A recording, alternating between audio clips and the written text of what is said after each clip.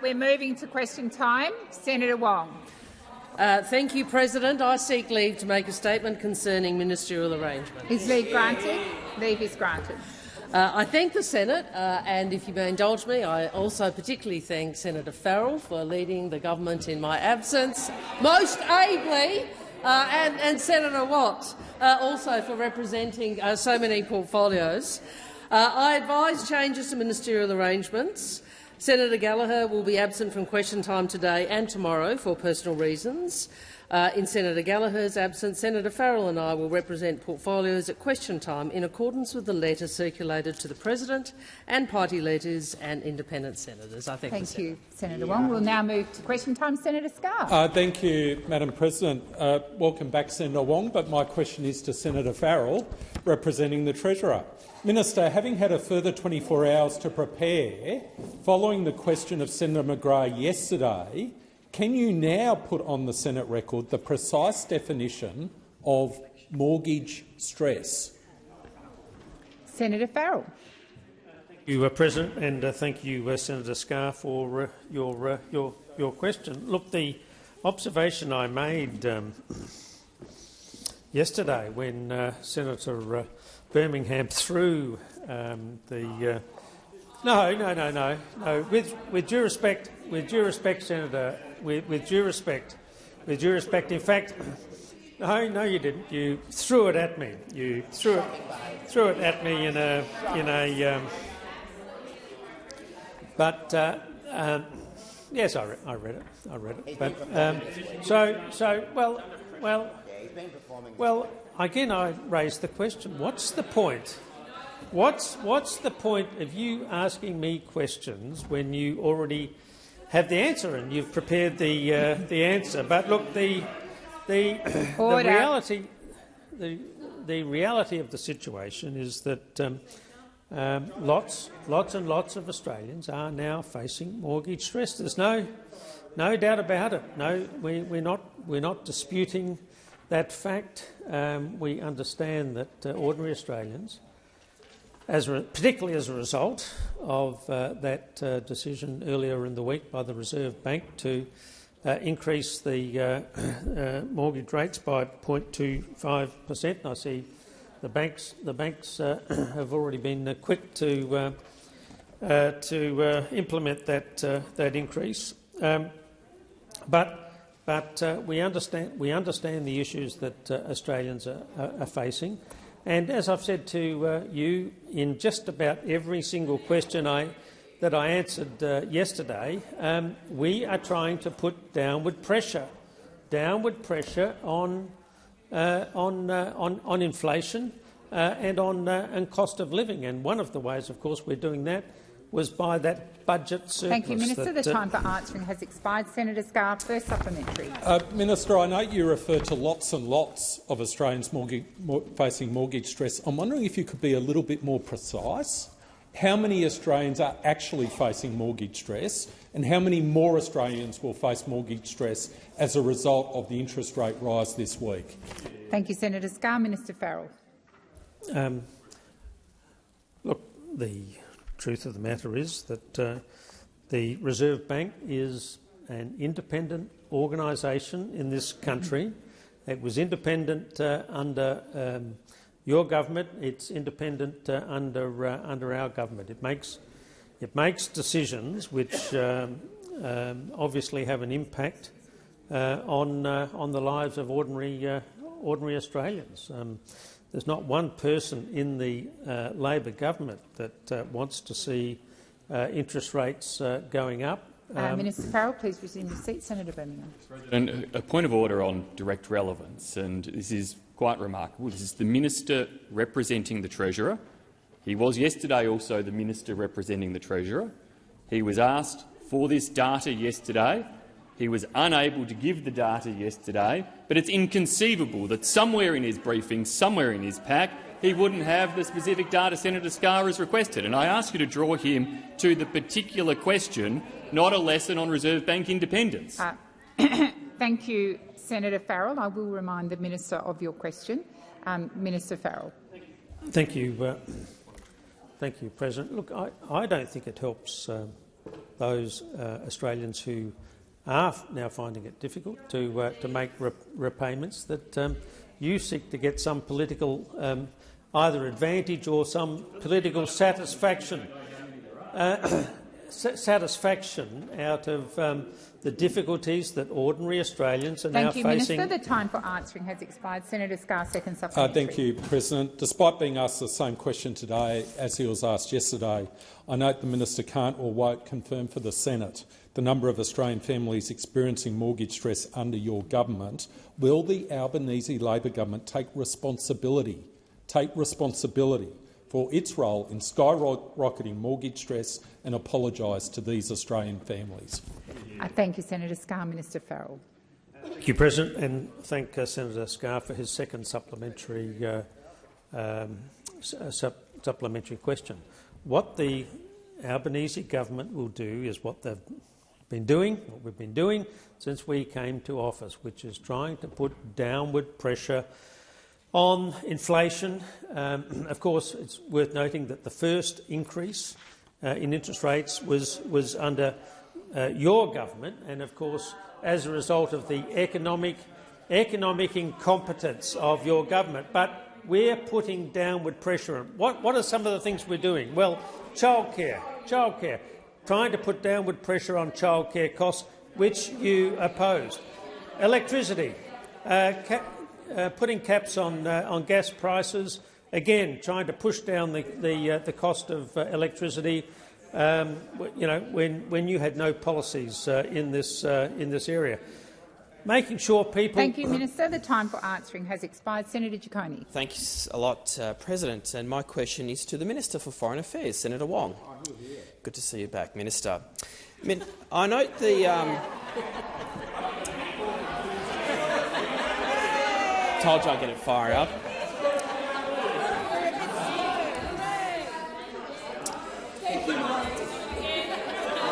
All right, order. Senator, please continue. Senator. Thanks a lot, President. And on that note, Minister, I note that you returned after visiting China with the Prime Minister and visiting Japan, one of our closest partners in the region. This week, I couldn't happen but to turn on the radio and read many newspapers and see seeing praise of the Albanese government's exceptional effort to stabilise our relationship with China. Now, can the Minister please inform the Senate about the government's approach to Australia's relationship with our largest trading partner? Thank you, Senator Ciccone. Minister Wong. Thank you, President, and I thank Senator Ciccone for the question. I would go back to what we said we would do before the election. Before the election, we said to the Australian people that a Labor government would stabilise the relationship with China without compromising Australia's sovereign interests. That's what we said we would do, and that is what we have done. That is what we have done. And Prime Minister Albanese's visit to China was the first visit by an Australian Prime Minister since 2016, and my second visit as Foreign Minister. And can I indicate that we appreciated the courtesy extended to the Prime Minister and to the Australian delegation. The visit was an opportunity to continue our calm and consistent approach with China, the same approach that is delivering progress for the Australian people, progress in the resumption of trade. And I acknowledge the work that Senator Farrell, as Minister for Trade, has done on these matters. When it comes to trade between our two countries and barley, coal, timber logs, cotton, hay, copper ores and concentrates, Australia continues to press for the resumption of trade in wine, red meat and lobster. President, we know that the period of trade impediments was really challenging for so many Australians because trade matters to Australian jobs. And China is our most important trading partner, representing more than 25% of our exports, and 1 in 4 of our jobs relies on trade. The Australian people know that we, this government, will continue to speak out on the matters that are important to Australians, which include not only trade impediments, but Australians detained in China and human rights. I was very privileged to have the opportunity with Prime Minister Albanese to mark the 50th anniversary of the first visit to China by an Australian Prime Minister, Gough Whitlam, in 1973.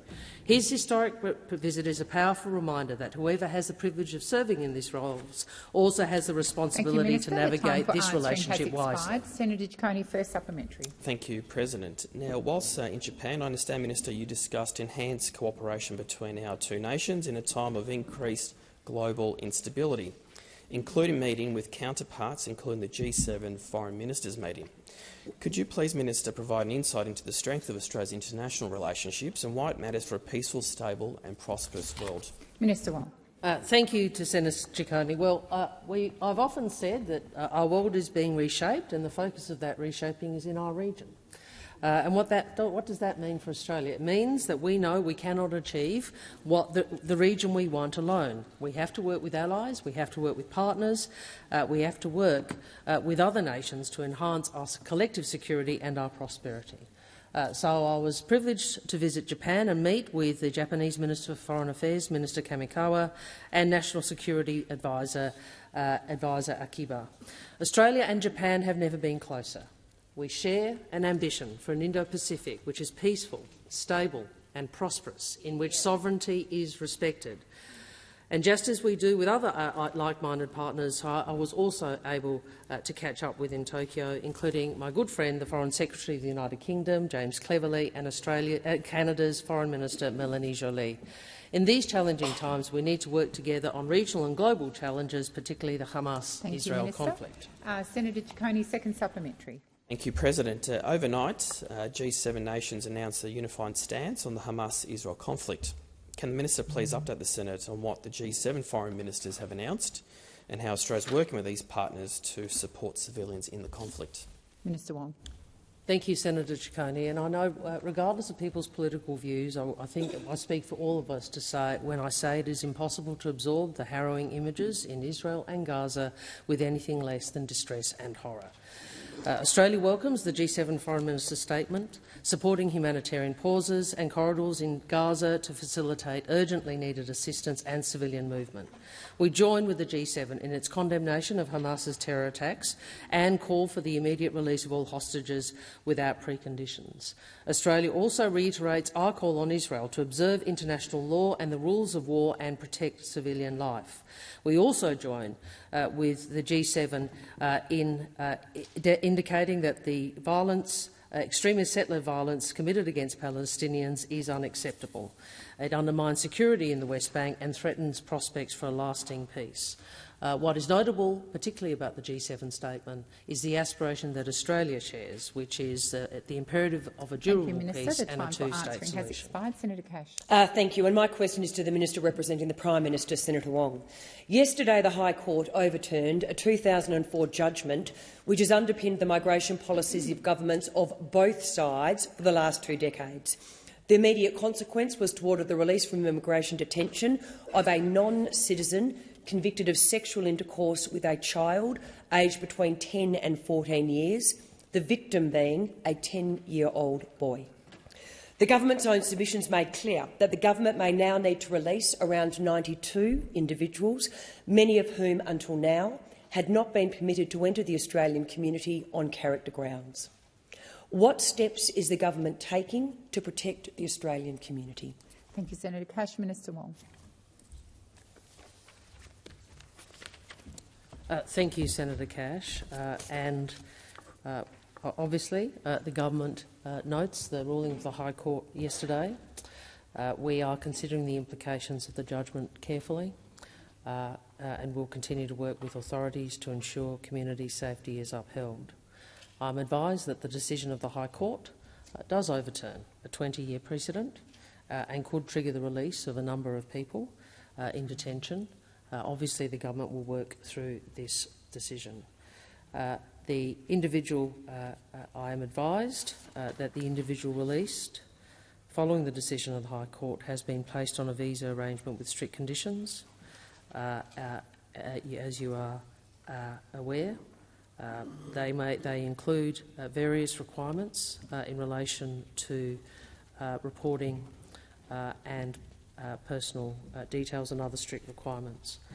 What I would say is this is obviously a judgment that has significant implications. I can assure the Senate that this government will continue to work with authorities and in our response to this decision to ensure the community safety, that community safety is upheld.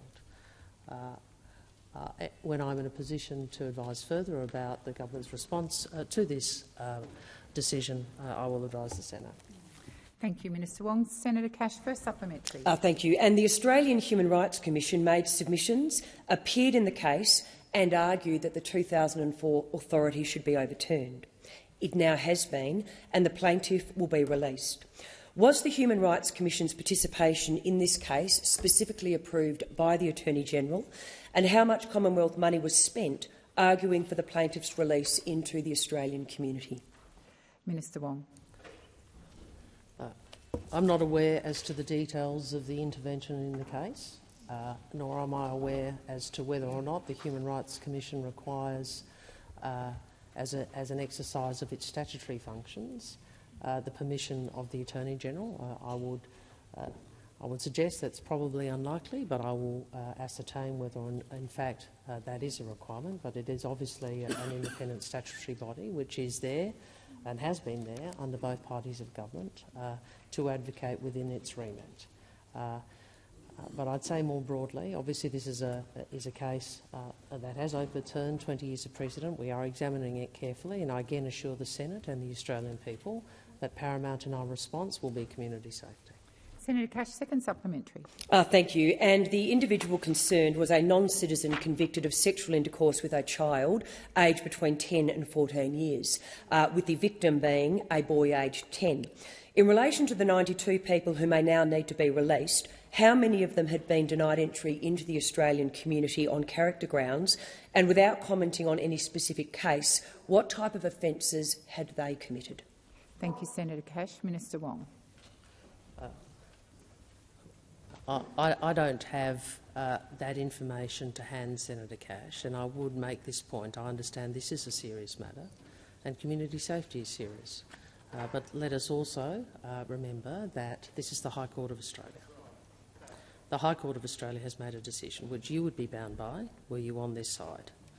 You would also be required, as this government is, to work through the implications of that decision, recognising the overturning of precedent, the arrangements which governments will have to put in place, and the implications not only for that cohort but more generally. And I again say that this government, in dealing with its response to this, will have front of mind the imperative of assuring the safety of the Australian community.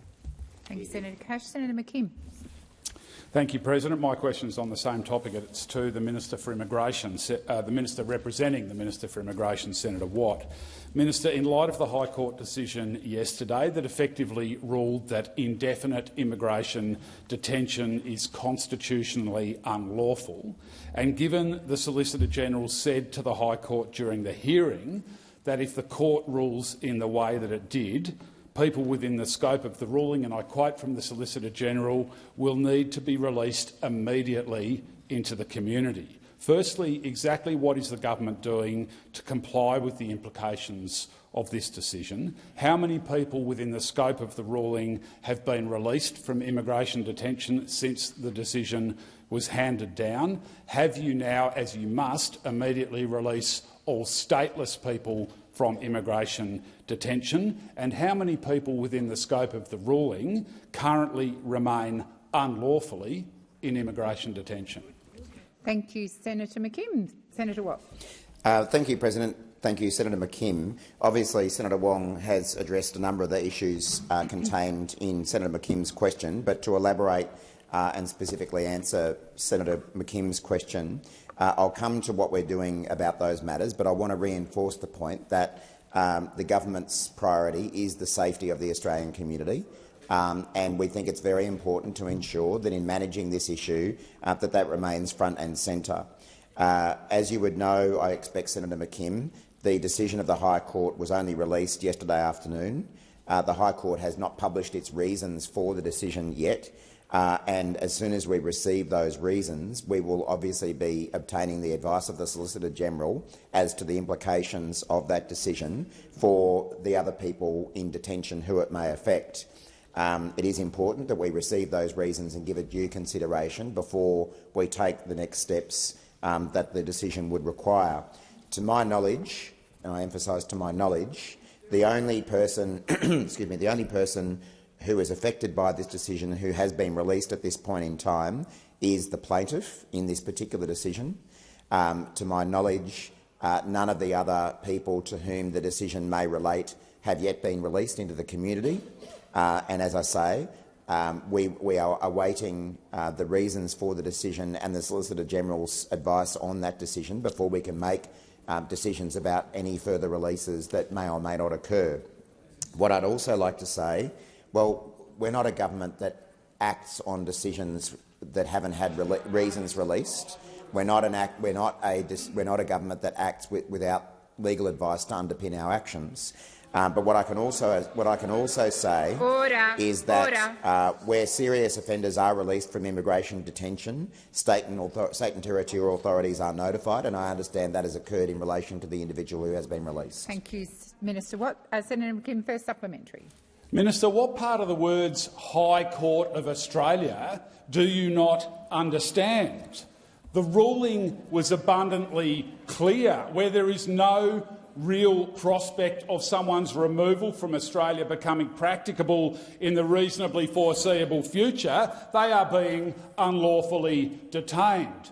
Have you got an argument with the High Court of Australia ruling? And if not, why are you not getting to work now and ensuring that all people within the scope of that ruling are free from the unlawful immigration?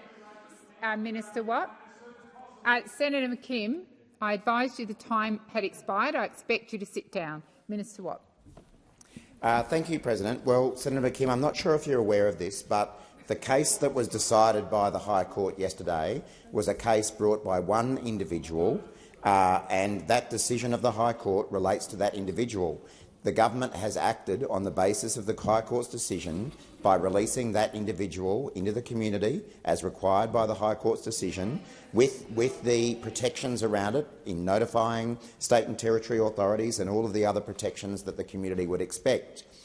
In terms of how it relates to other individuals who are in detention, we cannot act on that decision until the reasons of the court are received and we receive legal advice as to how that decision relates to the other people involved.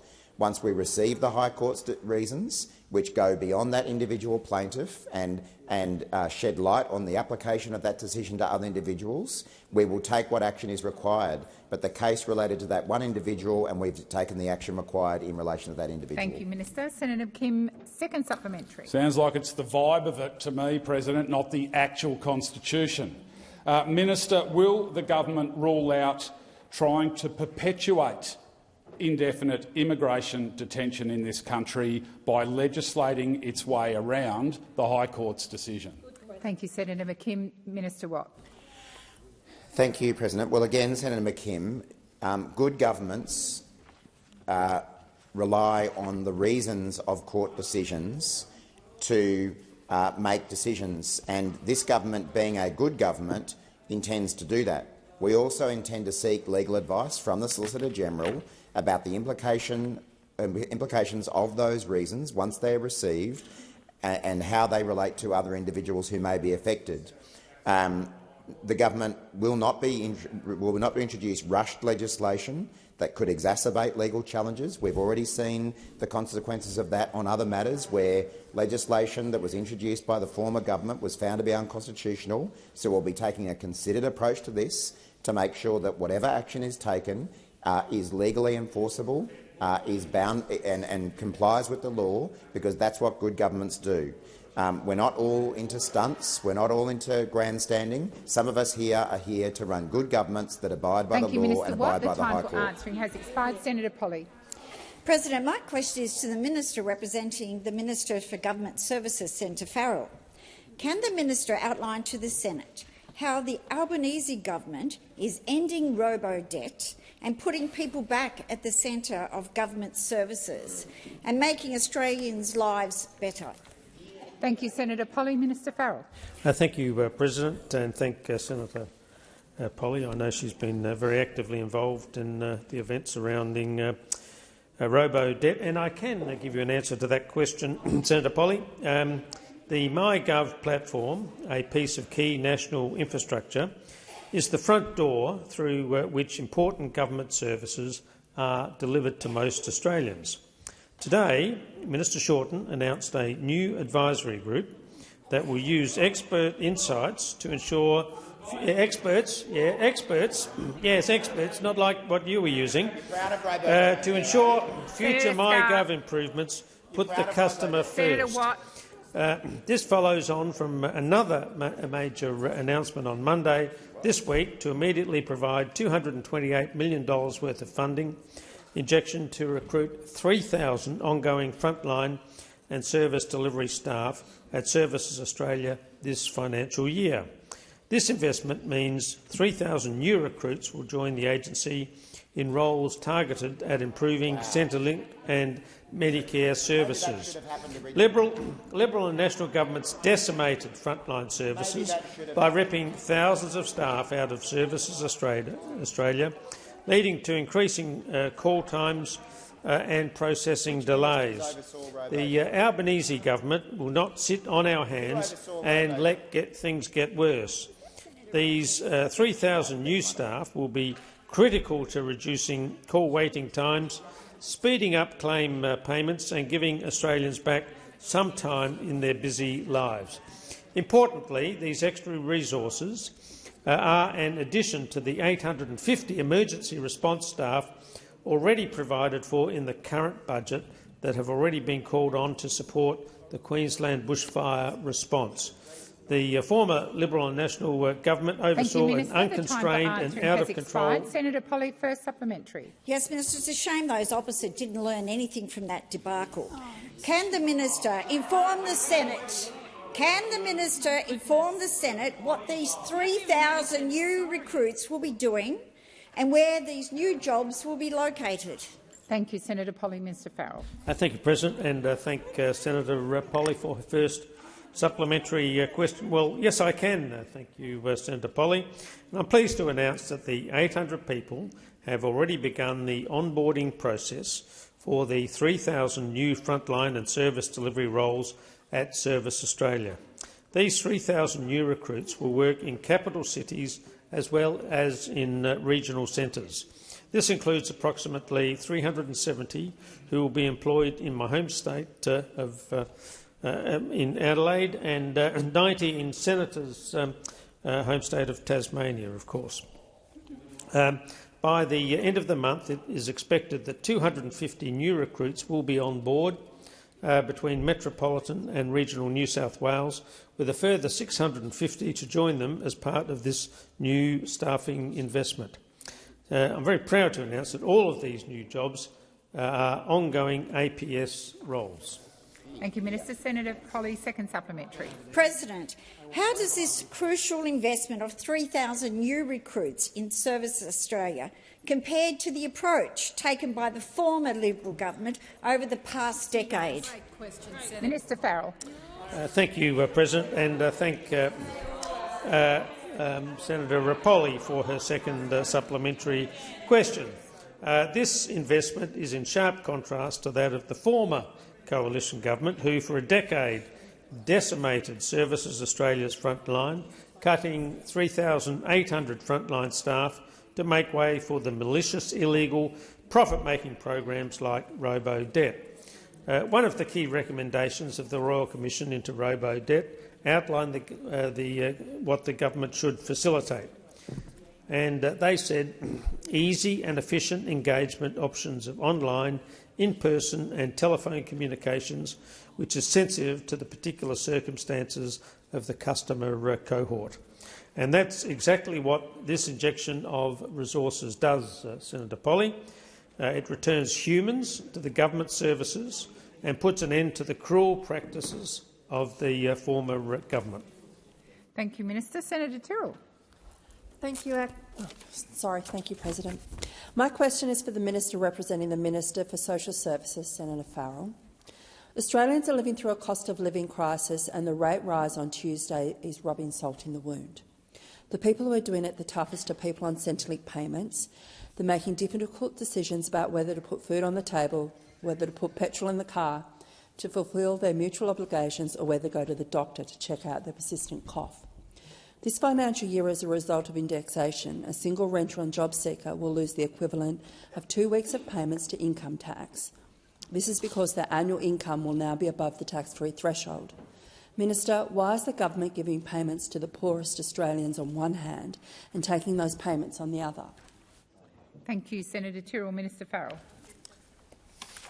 Thank you, President, and thank you, Senator Tyrrell, for that question. Well, as I've made the point on numerous occasions during the course of this week and before that, we do understand that many Australians are doing it tough with a combination of high inflation, the fact that the Reserve Bank is pushing up the interest rates in this country.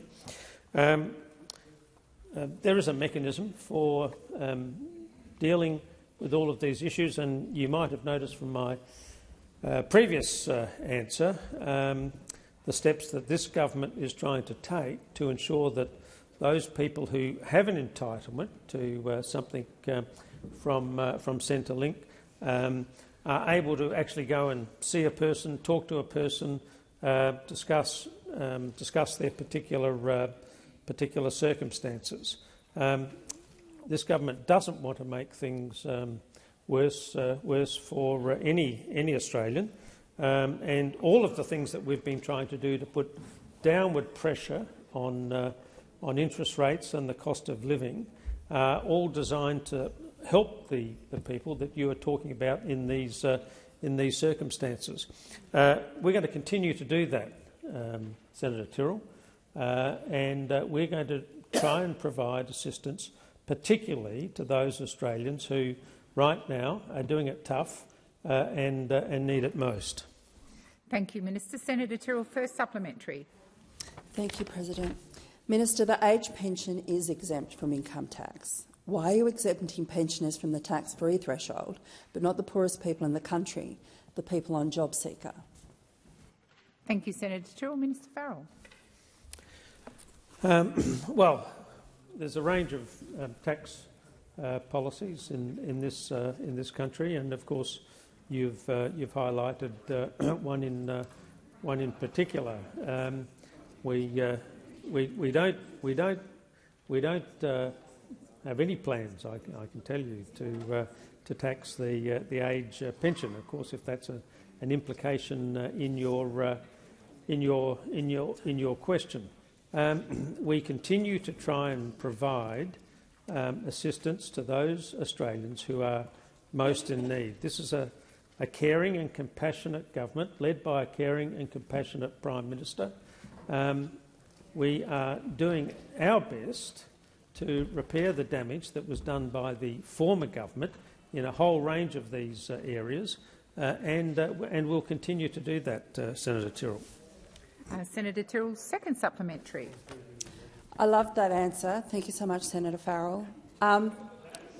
Will the government commit here and now, at the worst point of the cost of living crisis to date, to exempting people on JobSeeker from paying income tax on their government payments, or reassessing the current situation with the JobSeeker payments? Thank you, Senator Tyrrell. Minister Farrell. Just to be clear about your question, Senator, you're asking me, is the government doing that, or is the government going to continue, or is the government going to consider doing that? Is that your question? Senator Tyrrell, perhaps if you just repeat your question because it wasn't that long. What I'm asking is, will the government commit here and now to exempt people on JobSeeker from paying income tax on their government payments? Minister Farrell. Well, as much as I'd like to make government announcements in question time in the Senate, I should point out that I'm not the minister in this. I'm not the minister in this area. We've got a terrific minister, I might add, in this. Well, matter of fact, she is South Australian, Amanda Rishworth. I don't think I've come across a more compassionate and concerned minister in this. Yeah, no, I'm going to say it. I'm going to say it. Outside the Senate. Outside of the Senate. All right. Look, Minister Rishworth will do everything that she can to assist the people in the circumstances that you're talking about. But it's not appropriate for me to make announcements in her portfolio, and I would be happy to ensure that you can go and meet with Minister Rishworth and put directly to her what you'd like to do. Senator Birmingham. My question is to the Minister representing the Treasurer, Senator Farrell. I ask the Minister, is it correct that newly released analysis of OECD data indicates that, and I quote from the Australian Financial Review, Australian households have suffered the largest fall in living standards of any advanced economy over the past year as a result of high inflation, increasing mortgage repayments and the effects of bracket creep on income tax? Thank you, Senator Birmingham. Minister Farrell. Thank you, President, and thank Senator Birmingham for his question. I personally haven't seen those reports, but can I say this, and I've said it many times this week, that it's the objective of the Albanese government to ensure that the sorts of issues that you've just referred to are dealt with in a competent, sensible and compassionate way, so that this government puts downward pressure on all of those things that Australians are currently finding difficulty with. And I've referred on so many occasions, Senator Birmingham, on the sorts of things that this government is doing. Our first objective, of course, was to produce a surplus, $20 billion surplus, and of course that does have that downward pressure on interest rates. In addition to that, we've been providing a range of benefits to the Australian people to keep that downward pressure on, things like childcare, things like rebates on your electricity, and in the same process. And I don't know. Again, I don't know if this particular article refers to it, but of course we have created 561,000 jobs in the time that we've been in government. Please resume your seat, Senator Birmingham. President, on direct relevance, and the minister acknowledged at the start of the question that he, perhaps unsurprisingly for the minister, didn't know and wasn't aware of the OECD analysis. But having waffled on from the couple of minutes after giving that indication, he could, at least to be directly relevant and helpful to the Senate, take on notice for the government its response to this and the particular question about whether it is correct that the OECD analysis shows Australia is the worst performing advanced economy for the impact on household incomes. Thank you, Senator Birmingham. Minister Wong.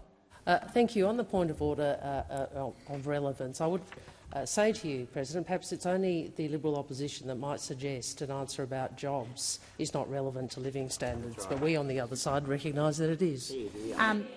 In response to your order, in response to the point of order, obviously I can't direct the minister as to how to answer the question or whether or not he takes it on notice, but the minister is being relevant, and as you pointed out, he did acknowledge he wasn't aware of the article in the first part of your question. Minister, please continue. Thank you, President. Look, I was talking about jobs, and as Minister Wong said, I would have thought that was quite a crucial response to the issues that you've raised, and you're obviously always in a much better position than if you've got a job. Thank you, Minister. The time for answering has expired. Senator Birmingham, first supplementary. Thanks, President. Supplementary to the Minister representing the Treasurer. Given the OECD analysis shows Australian households as being the worst off amongst advanced economies, what is the Albanese Labor government's analysis of how much higher inflation, higher interest rates and increased tax from bracket creep has eroded the disposable incomes of Australians over the last year? Thank you, Senator Birmingham. Minister Farrell. Thank you, President, and thank Senator Birmingham for his first supplementary question. Well, we know Australians are doing it tough right at the moment. Well, no. We understand that, and we are taking steps to try and address those issues. And if I've said it once, I've said it a lot of times this week, that we are trying to deal with these issues and put downward pressure on inflation to make life easier for ordinary Australians. And it's the things that you voted against that we have managed to get into legislation that are the sorts of things that ordinary Australians are benefiting from right this moment, whether it might be cheaper childcare, push down on electricity bill release, Minister Farrell, increase. The time for answering has expired. Before I call Senator Birmingham, I will remind those senators, particularly on my left, that interjections across the chamber are disorderly. Minister Birmingham, second supplementary. Thank you, President. Second supplementary to the Minister representing the Treasurer. The striking thing about this analysis is it shows Australian households as being worse off than any other advanced economies. So given this OECD data and the analysis of it, why have the disposable incomes of Australian households been hit so much harder over the last year under the Albanese Labor government than those of all of the other advanced economies? Why are Australians worse off compared with the rest of the world under you? Thank you, Senator Birmingham. Minister Farrell. Thank you, President, and thank Senator Birmingham for his second supplementary question. Well, look, I simply don't accept the premise of your question. Well, listen to some.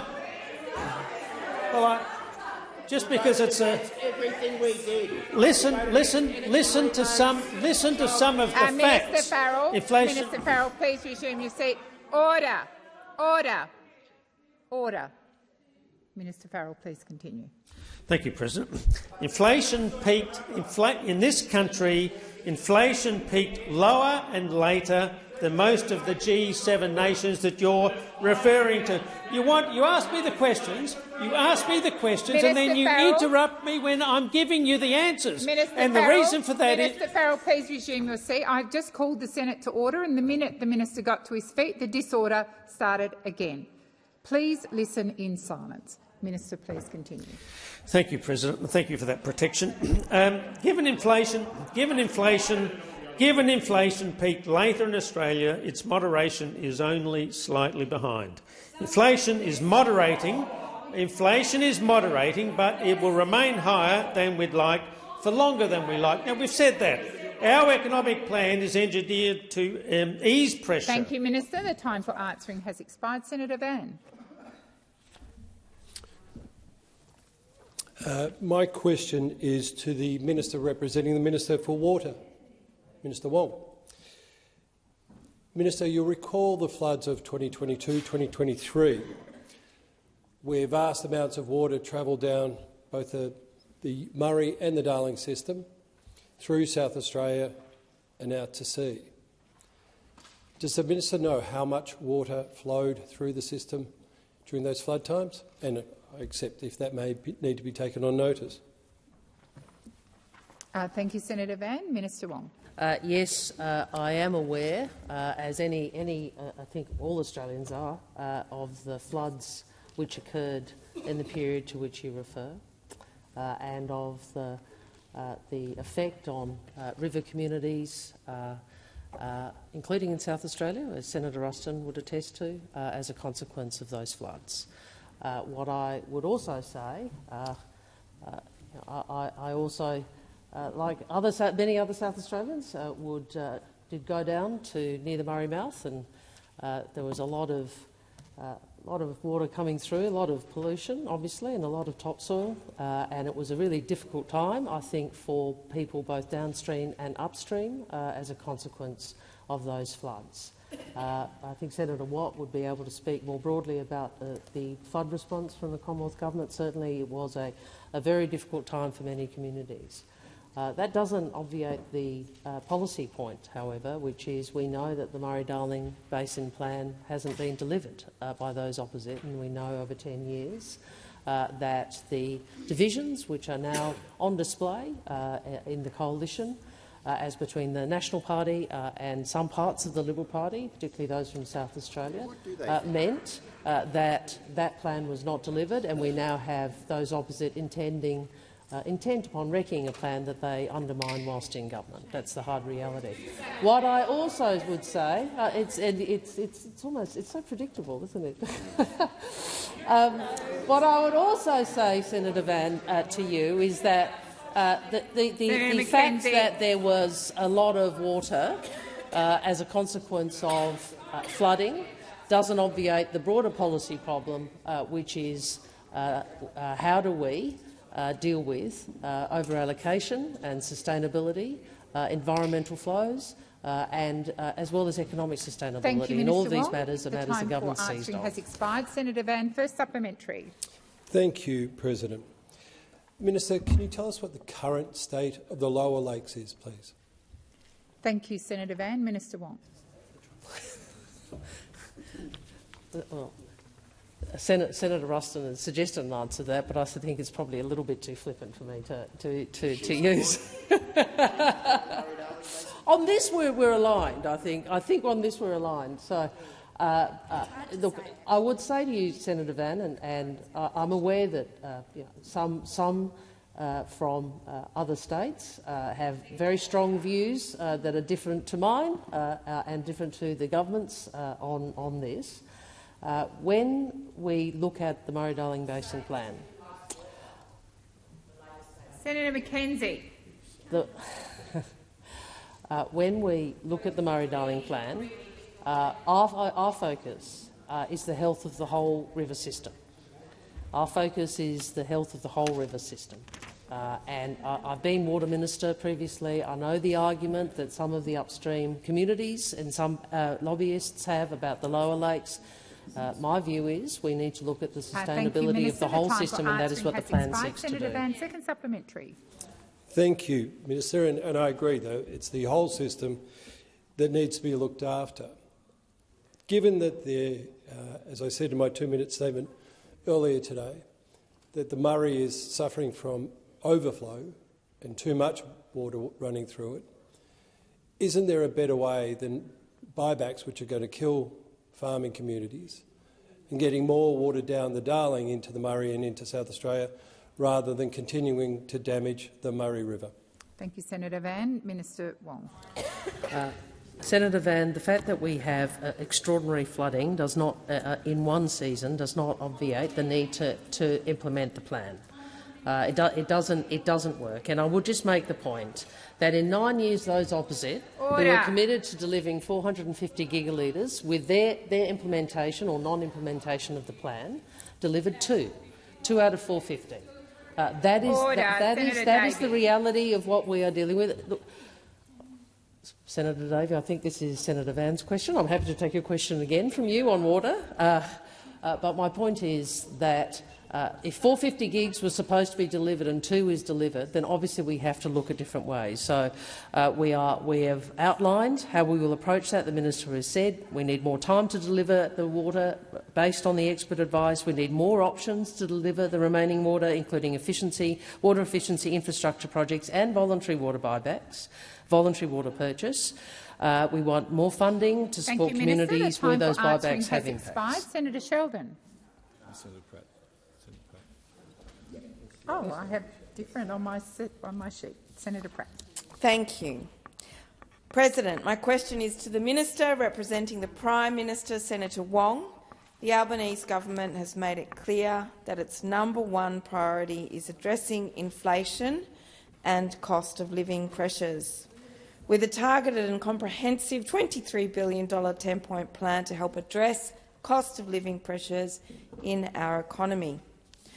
Can the minister please explain how this relief has been calibrated in a way so as to not aggravate inflation, and how is the government paving the way for future economic growth? Senator Wong. Thank you to Senator Pratt, and thank you for a question on cost of living. And what I would have said if the opposition had asked me some of their questions, I would have said, well, you might need academic analyses and definitions, but we on this side do understand that Australians are doing it tough. And unlike you, we are delivering $23 billion of cost of living relief to Australians.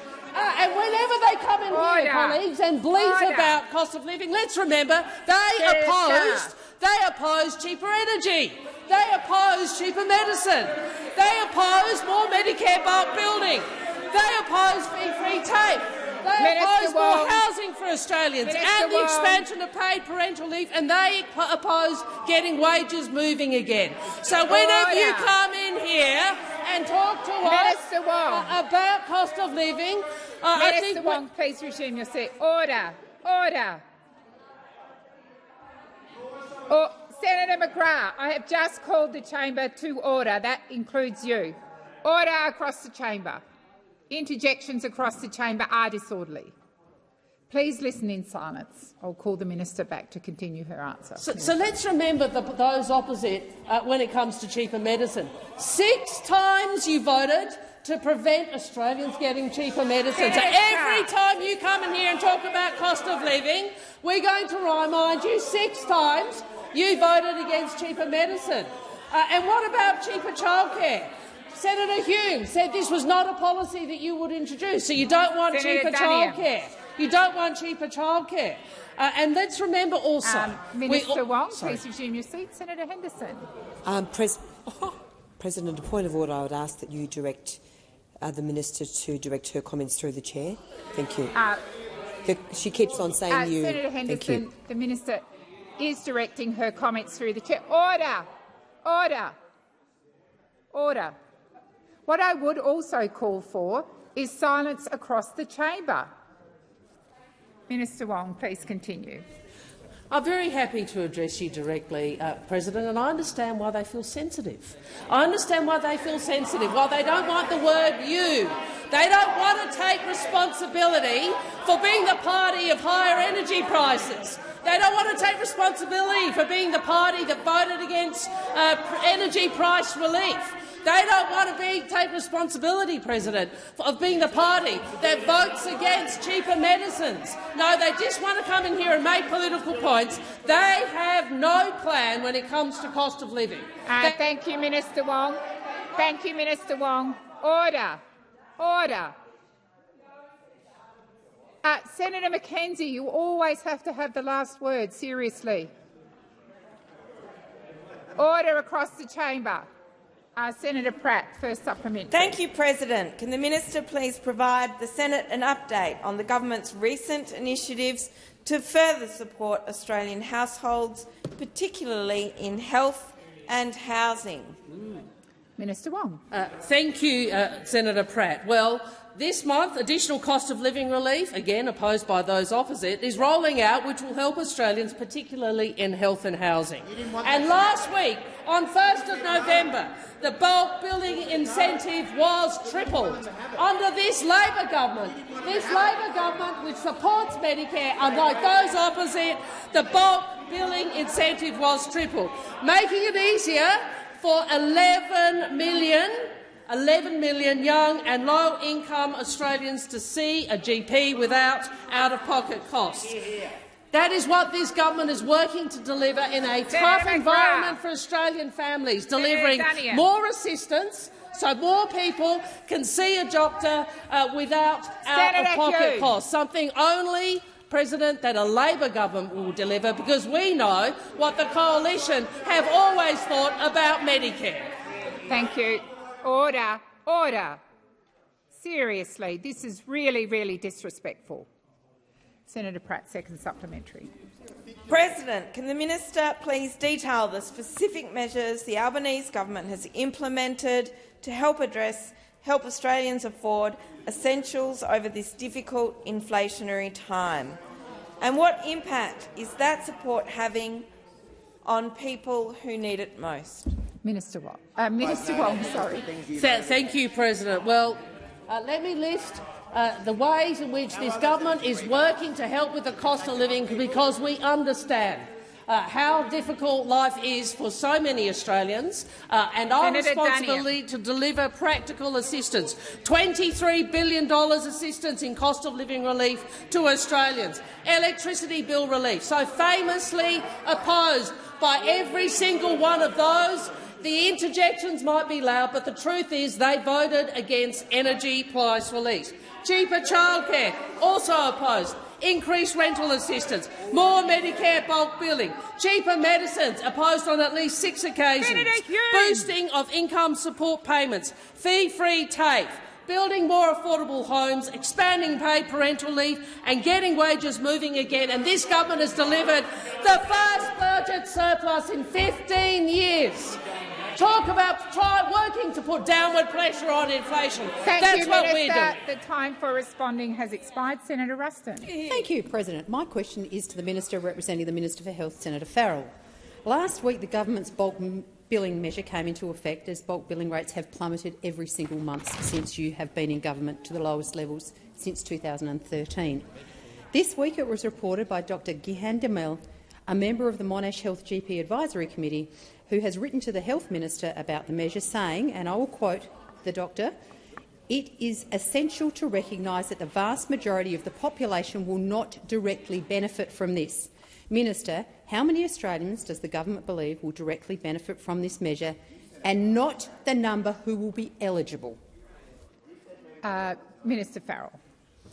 Thank you, President, and thank Senator Ruston for her question. You can't automatically or immediately fix the problems that we inherited from your government, particularly from your time in this portfolio, Senator Ruston. But we've started— Minister Farrell, please resume your seat. Senator Ruston. I thought the minister might like to correct that I have never held the health portfolio. It's not a point of order, Senator Ruston. Minister, please continue. We can't overnight, Senator Ruston, fix the problems that your government caused after 9 years of neglect of Medicare. But what we are doing is starting that process of rebuilding the Medicare system, but in particular the bulk billing system. And I reject the implication in your question that ordinary Australians are not benefiting by these changes, because the reality is, Senator Ruston, that ordinary Australians will benefit by what we're doing. Minister Farrell, please resume your seat. Senator Ruston. Point of order on relevance. Senator Watt. It was quite a simple question, Chair, and that was the number of people who will benefit from this measure, not the number of people who are eligible, the number of people who will benefit. Thank you, Senator Ruston. There was also a quote, and you referenced 13 years, and you did reference Medicare bulk billing, which the minister is entitled to address. Thank you, Minister Farrell. Thank you, President. And the centrepiece of our budget and the recent incentives that we've introduced recently was the tripling of the bulk billing incentive, the largest increase in the incentive in the 40-year history of Medicare. We are going to do what you failed to do. We're going to rebuild this system. Unfortunately, if we could click our fingers and fix the system overnight, we would. We can't. But this is going to take some time, because you and your government did so much damage for so long to this system. We are going to fix it. Senator Ruston, first supplementary. Thank you very much. Minister, What is the average cost to Australians right now for a standard GP consult? What is the Medicare rebate of that consult? And what is the average out-of-pocket expense to an Australian? Minister Farrell. Thank you, President. What we do know about your legacy in this portfolio as a government, former government, is that you neglected the primary care and froze the Medicare rebate for 6 years. So, whatever the figures might be at the present point of time, they're coming off the fact that you froze the Medicare rebate for 6 years. Minister Farrell, please resume your seat. Senator Ruston. A point of order on misleading the Senate. It was not the coalition Senator Ruston, government that is that not froze a point the of Medicare. order. Thank you very much. Minister, please continue. So you froze the Minister Farrell, please resume your seat. Senator Ruston. Chair, I would ask you to draw the minister's attention to the fact that he is misleading the Senate. Senator Ruston, that's exactly the same point you just jumped on. I said it was not a point of order. It's a debating point. I invite you to make a contribution later. Minister Farrell. Well, I'll make another point. I'll make another point then about your record in this space, if you don't like that point. The former government neglected primary care and misled... sorry, Minister. Please resume your seat. Senator Rennick. Point of order, Chair. He's not answering the question. Direct relevance. The cost of seeing a doctor has gone from $80 to $100. Senator Rennick, please resume your seat. Senator Rennick, thank you. The minister question went to rebates and the minister is being relevant. Minister, please continue. President, the other side just love asking me questions and then answering themselves. I do wonder if they know the answer thank already. You, Minister. Why? The time has expired. Senator Ruston, second supplementary. Despite the rising cost of visiting a GP, plummeting bulk billing, your government has refused to state that the aim of this measure, that is, the tripling of bulk billing, is to increase the rate of bulk billing by GP appointments in Australia. Minister, can you guarantee that the rate of bulk billed GP appointments will increase as a result of the measure that has been introduced on the 1st of November, and by how many? Thank you, Senator Ruston. Minister Wong, were you seeking? Yeah. Minister Farrell. Thank you, President, and thank Senator Ruston for her second supplementary question. Yes. Minister Wong. I ask that further questions be placed on notice.